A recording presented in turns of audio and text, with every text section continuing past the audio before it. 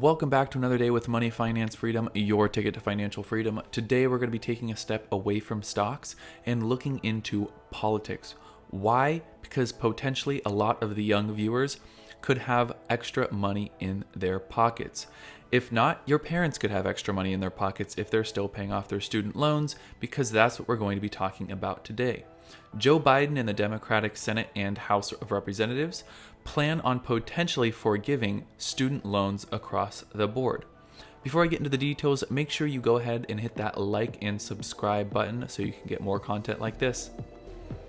We're going to be talking about how the Democrats and Joe Biden in the executive branch plan on signing an executive order to forgive student debt. In order to do this, they're going to have to use tax money to infuse it with the federal loans that they currently uphold. Now, federal loans are debt. The private citizens of America hold debt based on the federal loans that they've taken as student loans. Now, as we know, student loans are guaranteed by the federal government. If you want to go to college, you can apply for a loan and receive one. Again, this is guaranteed money that you have in your pocket, which has forced a lot of people to take those loans and then fall into debt. When money is guaranteed, it often is over leveraged and put into the pockets of the wrong people who don't necessarily know how to spend it. This is why we have such large student debt in America. People go to college for things that they don't need to study, get jobs that don't pay very well, but they still have really high student debt. So what the Democrats want to do to get the economy back on track, even though it's performing really well, they want to make sure everybody can participate well in the economy and aren't buried by these student loans. When I say buried, I mean buried.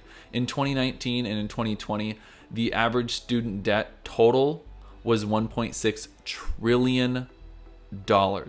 Most of that student debt is held by people under the age of 40. So for some of you, your parents could potentially be paying off their student debt, or some of you are currently paying off your student debt. Now, with student debt, everybody has a different level. Some of us have a few grand in student debt, and others have hundreds of thousands of dollars because they have gone on to continued education.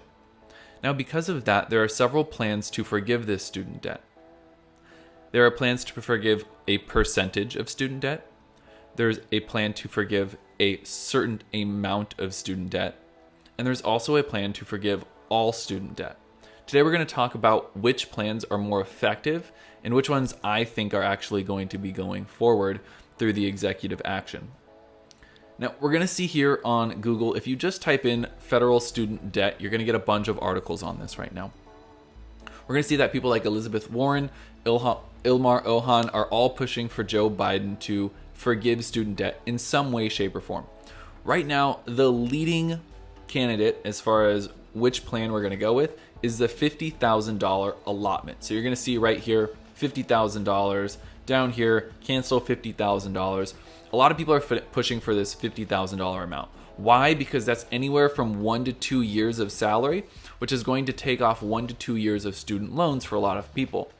It's going to take about half, I would say, of the student debt away, maybe closer to 1/3. If you're forgiving $50,000 for the millions of Americans that have student debt, it's going to be about half the money, somewhere around $500 to $600 billion in my estimates. Now, do I think this is the best plan of action? I do not. And the reason being is because no matter what job you have and no matter what education you got, you're getting the same allotment of money taken away. I think a much better plan of action is to have a tiered system. The tiered system is going to be based off of two things. And again, legislation is complicated, so it's going to take people much smarter than me to figure this out completely. But the basic outline of it is to take away a percentage of your student debt based on a few clarifications. How long you were in school, what level of schooling you had, your current employment status, and your overall salary. So why would we do this? Well, the reason we would do this is because by taking somewhere around 10 to 15% away of student debt can be very beneficial. And what I mean by that is if you are a doctor or a lawyer or you are educated to those stances, you most likely have a well-paying job. You most likely have a lot of student debt. So 10% for you is a lot higher than $50,000. But on the other hand, you have a really high paying job. So maybe you're on the lower end. Maybe you only get the 8 to 10% forgiven. The 8 to 10% forgiven for you. Now, let's say you have really high student debts because you went into a field like engineering, oil mechanics. There's all these different industries that are actually falling back based on the recent recession. And I don't want to call it a recession. I just want to call it a pullback from the stock market. A lot of people lost their jobs, and a lot of those people were actually really highly educated people. Now, we know that the tech industry, the medical industry, even lawyers, they're all still employed. They're doing fine. But some of the mechanical engineers, civil engineers, anybody in the oil industry in general, prospecting, have lost their jobs, and they actually have a lot of student debt. So those are the type of people who are going to be underemployed for a long time based on the green energy deals that we see Biden putting forth, a lot of unemployment based on his recent executive actions in the labor industries and unions. Those are the people that need assistance now as well, and they're buried even more in student debt and potentially for a long run. So that's why I believe a tiered system would be a really, really good idea. It's going to be on a couple different levels, a couple different qualifications for how much is forgiven for you. It will get complicated, but what laws and legislations aren't? The final option is to forgive all student debt across the board. Is this possible? I don't think so. It's just too much money. We can't do another $1.6 trillion in debt with a stimulus plan that's aimed around the same amount, right? The several trillions of dollars in debt over and over and over again for the US government, we're just adding that on to our overall debt as a nation, which keeps getting higher and higher every year. But if it keeps going too high, we're going to see inflation in the American dollar. And if we see inflation in the American dollar, we're going to see the economy really tank. And there's not going to be enough tax dollars if the US economy is too low to actually forgive all the debt. So it's a compounding effect. If we spend too much money, we earn less money. And if we earn less money, we have less money to spend.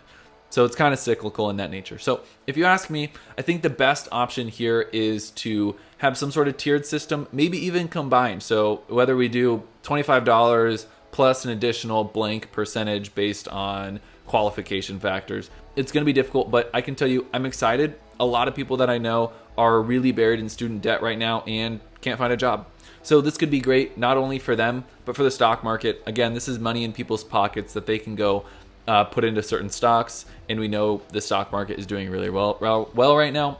Every time we've seen an infusion of cash, whether it be stimulus bills or plans like this, it actually boosts the economy because people put their extra money or their savings that were going to go to their student debts, they put it into the stock market. So that's what I'm excited for, guys. Keep your eyes and ears open for progressions like this. I think it's going to help us all out. Thank you. Hey guys, that's it for the video today. Make sure you like and subscribe to the channel. I don't talk about politics much here, but I do focus on finance. So if you want to see more videos like this, if you found it interesting, just let me know.